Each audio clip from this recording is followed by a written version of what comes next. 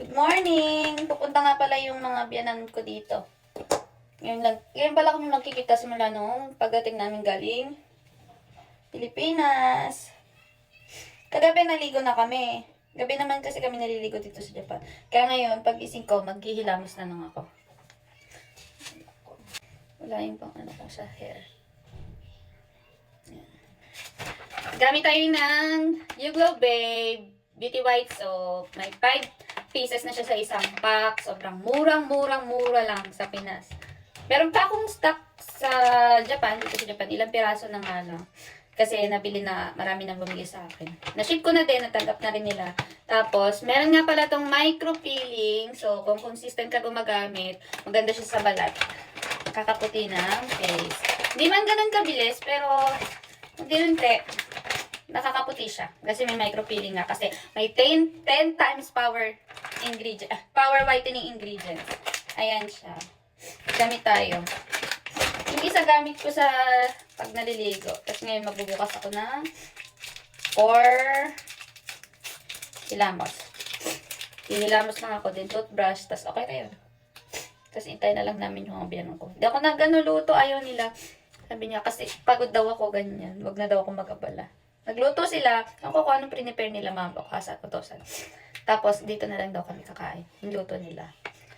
Baka ayaw lang nila sa luto kong Pinoy foods. Char. Niluluto ako ng Pinoy foods pag napunta sila dito. Kami nila kasi alam nilang pagod ako. Ganyan. Tsaka buntis ako. May milay pa ako. Kaya wag na daw ako mag-abala magpagod. Medyo masama yung pakiramdam ko. Kasi, kagabi, oras ako nakatulog. Alas 4, gumawa ko ng letter ng mga pamangkin ko. Dahil nasa Youth for Christ camp sila. Ginawa ko sila ng letter. Sinama ko.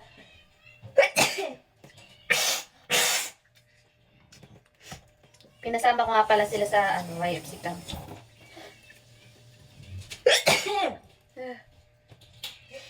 Pinasama ko sila sa YFC camp para maranasin nila yung naranasan ko noon.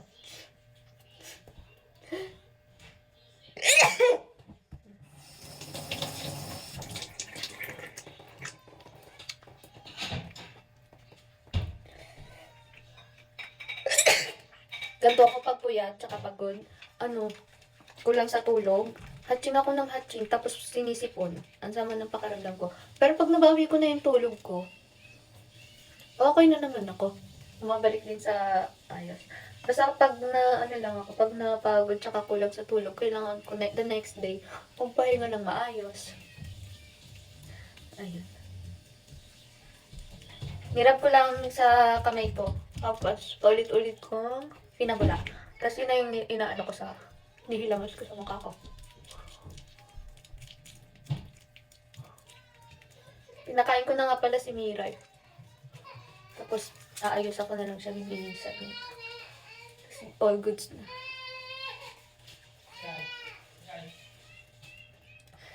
Tapos maganda nga pala tong sabon na to pag binababad mo. Pero wala lang akong time ngayon magbabad.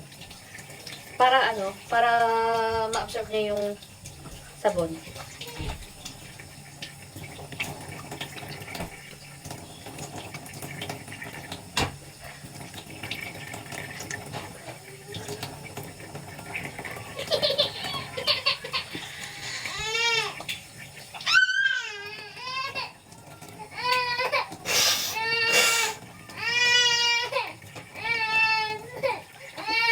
Wait, mama, toothbrush pa, mama.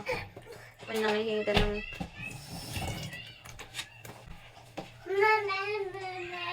Ay, wow! What's that, Miray? Mite? Miray, Mite? Mite, Miray? What's that? Light. Candle. So, mamaya kita-kits ulit tayo pagdating ng aking mga biyanan. Magtututbrush lang ako, tapos ayusan ko na si Miray, tapos maghintay na lang kami. Mga 11 AM daw sila darating dito eh. So, ngayon is 10:32, may 30 minutes pa ako. Pero malinis na naman yung bahay. Kagabi, naglinis din ako bago matulog. Talagang kiniskus ko yung mga kasi baka ganunin ng biyanan ko yung mga may alikab. Char. See you later, mga mamish. Bye-bye!